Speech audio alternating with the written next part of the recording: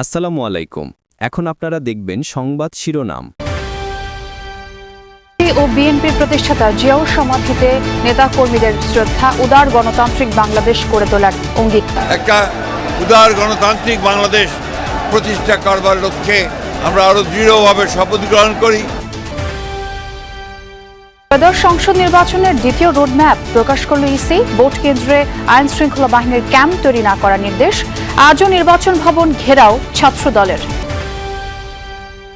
অনেকে সরে দাঁড়ালেও ভোটের মাঠে অনড় বিএনপির অর্ধশতাধিক বিদ্রোহী। ধানের শীষের বিরুদ্ধে লড়বেন বহিষ্কৃতরা। প্রার্থিতা বাতিল হওয়া আসনে নয়া সমীকরণ। যে সিদ্ধান্ত তার বাইরে বাংলাদেশের জনগণও যায় না, দলের নেতা কর্মীরা যায় না। খুব ছোটখাটো অংশ, এগুলো নির্বাচনে এতে কোনো প্রভাব থাকে না। দামি নির্বাচনেও কিন্তু কমপক্ষে 2 জন প্রার্থী আপিল বিভাগ পর্যন্ত লড়াই করেছেন তাদের মনোনয়নপত্র প্রার্থিতা ফিরে পাওয়ার ক্ষেত্রে। তো আমি এই ক্ষেত্রে সেটা কোনো ব্যত্যয় আমি হবে বলে মনে করছি না। উত্থানে আনাস সহ চানখারপুলে 6 জনকে হত্যার রায় কাল। মানবতা বিরোধী অপরাধ মামলায় শামীম ওসমান সহ 12 জনের বিরুদ্ধে গ্রেফতারি পরোয়ানা। হ্যাঁ ভোটের পক্ষে কয়েক জেলায় উপদেষ্টাদের ক্যাম্পেইন। নতুন বাংলাদেশ করতে সংস্কার কার্যক্রমকে এগিয়ে নেওয়ার আহ্বান। খুব সহিংসতায় যুক্তরাষ্ট্র ও ইসরায়েলি গোয়েন্দা সংস্থা জড়িত দাবি ঢাকায় নিযুক্ত রাষ্ট্রদূতের। বললেন, হতাহতের প্রকৃত সংখ্যা জানতে সময় লাগবে। আসসালামু আলাইকুম। এখন দেখবেন সংবাদ বিস্তারিত। ত্রয়োদশ জাতীয় সংসদ নির্বাচনের দ্বিতীয় রোডম্যাপ প্রকাশ করেছে ইসি। 22 জানুয়ারি প্রকাশ করা হবে ভোট কেন্দ্রের গেজেট। আগামী 28 জানুয়ারি আইন শৃঙ্খলা বাহিনীর সাথে বিশেষ সভা করবে ইসি। সেখানে যাচাই বাছাই করা হবে আইন শৃঙ্খলা রক্ষাকারী বাহিনীর প্রস্তাবিত অর্থের চাহিদা। সেই সাথে অনুমতি দেওয়া হবে নির্বাচনী পর্যবেক্ষকদের। এছাড়া আগামী 1 ফেব্রুয়ারি নির্বাচনী ব্যয় নির্বাহে আইন শৃঙ্খলা বাহিনীর অর্থ বরাদ্দ ও নির্বাচন কর্মকর্তাদের পর্যবেক্ষক হিসেবে নিয়োগ দেবে কমিশন। নির্বাচনের ব্যালট ও নির্বাচনী সামগ্রী মাঠ পর্যায়ে পাঠানো হবে 2 ও 3 ফেব্রুয়ারি।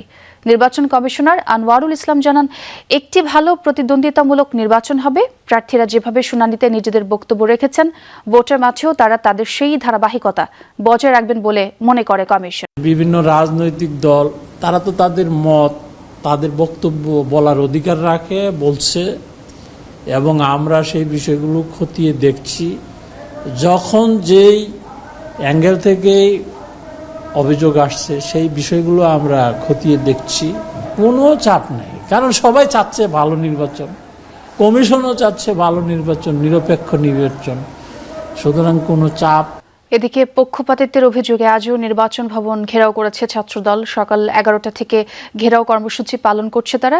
এর আগে গতকাল নির্বাচন কমিশন ভবনে কমিশনারদের সঙ্গে বৈঠক করে ছাত্রদলের 5 সদস্যের একটি প্রতিনিধি দল। দাবি আদায় না হওয়া পর্যন্ত নির্বাচন কমিশন ভবন ঘেরাও চলবে বলে জানান ছাত্রদল সভাপতি।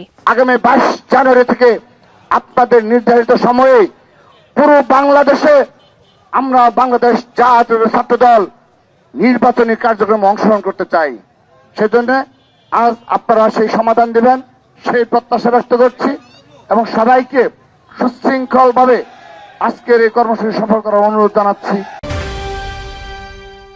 বাছাইয়ে সবসময় ছোটখাটো ভুল হয়ে থাকে এমন জানিয়ে নির্বাচন কমিশনের প্রতি আস্থা রাখতে চায় বিএনপি। দলের মহাসচিব মির্জা ফখরুল ইসলাম আলমগীর বলেছেন, যোগ্যতার সাথে নির্বাচন কমিশন কাজ করছে।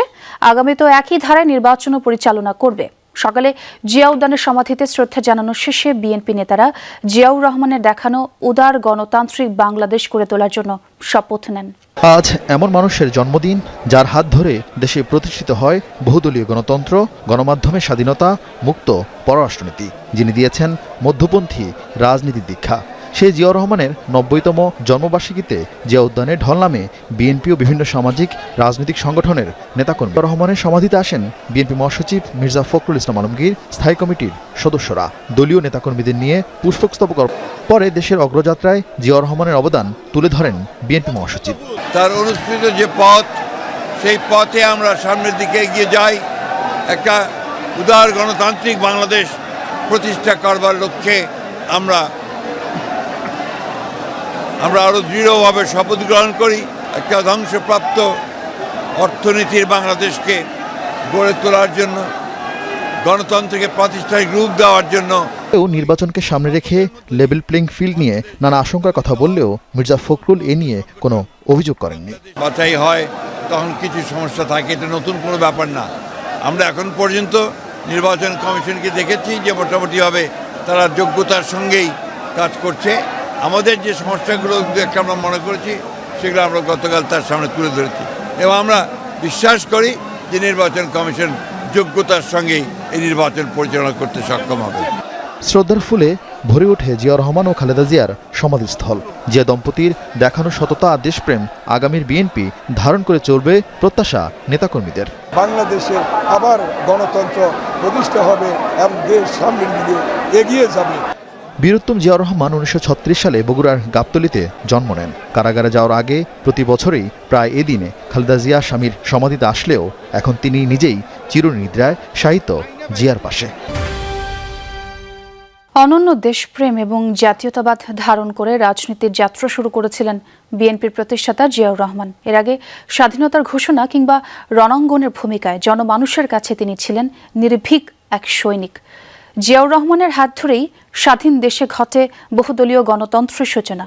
তার পরিকল্পনায় অর্থনীতির সুফল ভোগ করে প্রান্তিক মানুষ।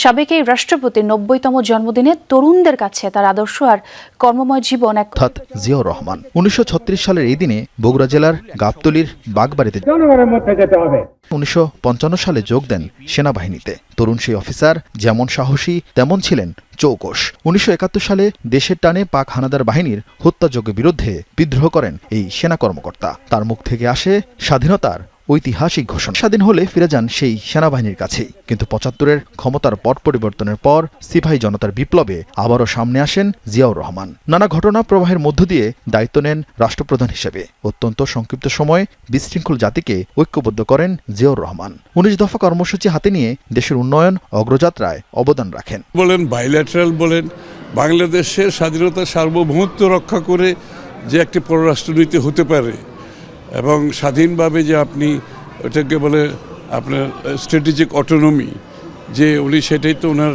প্রতিষ্ঠাতা উনি। তো ওই ভিত্তির উপরে আগামীর বাংলাদেশ আমাদের যদি আমরা গড়তে পারি তাহলে সত্যিকার অর্থে আমাদের স্বাধীনতার যে প্রত্যাশা আকাঙ্ক্ষা আমরা পূরণ করতে পারব। অনেকে সরে দাঁড়ালেও এখনো 40টি আসনে ভোটার মাঠে বিএনপির অর্ধশতাধিক বিদ্রোহী। তাদের বুঝিয়ে একক প্রার্থী নিশ্চিতে দলটির হাতে আছে মাত্র একদিন। এর মধ্যেই মরার ওপর খাড়ার ঘা গুরুত্বপূর্ণ 3 আসনে প্রার্থিতা বাতিলের ইস্যুটি। দলটির নেতারা বলছেন ফ্যাক্টর হবে না বিদ্রোহীরা, আর আইনি লড়াইয়ে প্রার্থিতা ফিরে পাওয়ার চেষ্টা করবেন 3 আসনের নেতা। আসন ভিত্তিক প্রার্থী ঘোষণা করে বিএনপি। এরপর থেকেই দলটির দুশ্চিন্তা হয়ে দাঁড়ায় বিদ্রোহী প্রার্থীরা।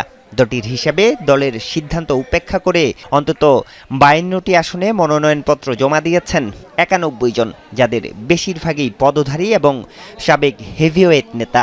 বিদ্রোহী ঠেকাতে 30 ডিসেম্বর দলটির সাবেক চেয়ারপারসন খালেদা জিয়ার মৃত্যুর দিনেই বহিষ্কার করা হয় 11 নেতাকে, কিন্তু তাতেও সুফল মেলেনি। শেষমেশ সরাসরি হস্তক্ষেপ করতে হয়